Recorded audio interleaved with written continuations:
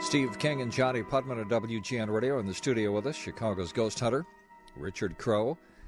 And a lot of people texting and emailing and calling in. Mark is in Chicago. Mark, you're on WGN with Chicago's Ghost Hunter, Richard Crowe. Yes, good evening. Mr. Crowe? Yes, sir. Just a question. Would you please talk about, good heavens, Bachelors Grove? Oh, sure. Yes. Absolutely. Mark, I'm glad you called because off the air I was telling Richard that of the texts that are coming in, Bachelors Grove Cemetery is the one that people want to hear about. So that takes us to the south side. Right, southwest, and a mile and a half west of Cicero on Midlothian Turnpike.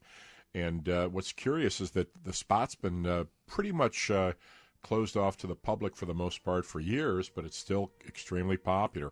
Well, at least it's not as open as it used to be when I was in high school. Mm-hmm. So when I was going to a high school on the south side in the 60s, Bachelors Grove was the place people wanted to go to and scare themselves silly. And it's an old cemetery, antebellum from the 1850s or so. I think 1840, late 1840s are the earliest graves back then.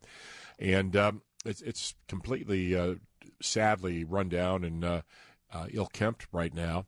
But what you find there is a host of different legends and stories involving everything from blue ghost lights bobbing around to a so-called disappearing farmhouse. I love that one. Which is actually my discovery because people kept talking about a wooden farmhouse, and I'm going, I'm out there.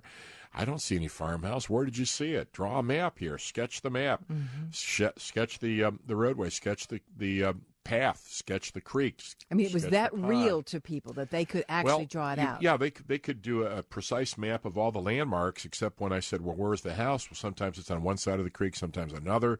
Sometimes it's on one side of the path, sometimes it's on the other.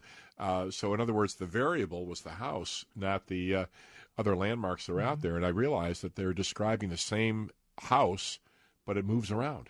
Do you think maybe a caretaker lived in that house? Or? Well, the thing is that there were a number of house sites out there prior to the Forest Preserve taking over the area.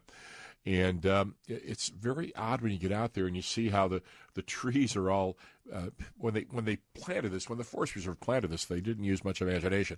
They planted the trees in straight lines, so it's like it doesn't look natural because the trees are like forming in straight lines and everything. And but when they reforested the area, and because it was initially truck farmers who would bring their vegetables and such into the city to sell, the old foundations were left behind. So you got the foundations. If you're not careful, you'll possibly fall into a basement of a cellar of one of these. But they're still out there to be found. But be careful when you're out there prowling around, walking around the woods looking for it. Now, isn't there supposed to be a woman that walks, like a Madonna of Bachelors Grove? There's been a story about her. There has been, unfortunately, some stuff that I don't trust that has been publicized. What is definitely the case, as you know from my book, is that in the 1970s, Tony Vasey, the late Tony Vasey, who was my computer man for years, discovered in 1974 the Polaroid SX70 color camera that you can capture on your prints just nebulous blob mists of greenish white shapes that are caught on your Polaroid film. Every camera has different capabilities. And so the Polaroid had this ability of picking this up, and no other camera can do it, apparently.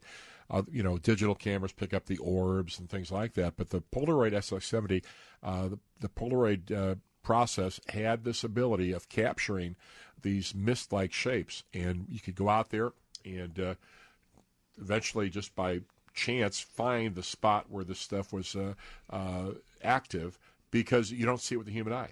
You don't see it. You can't look for it through the lens finder there on the camera, but you just snap pictures until you find the area where it is, and then you can go crazy in that one particular area and maybe get a half dozen or so good shots of the material. And that's a big thing. It's on my DVD. It's on my those are human shapes, though.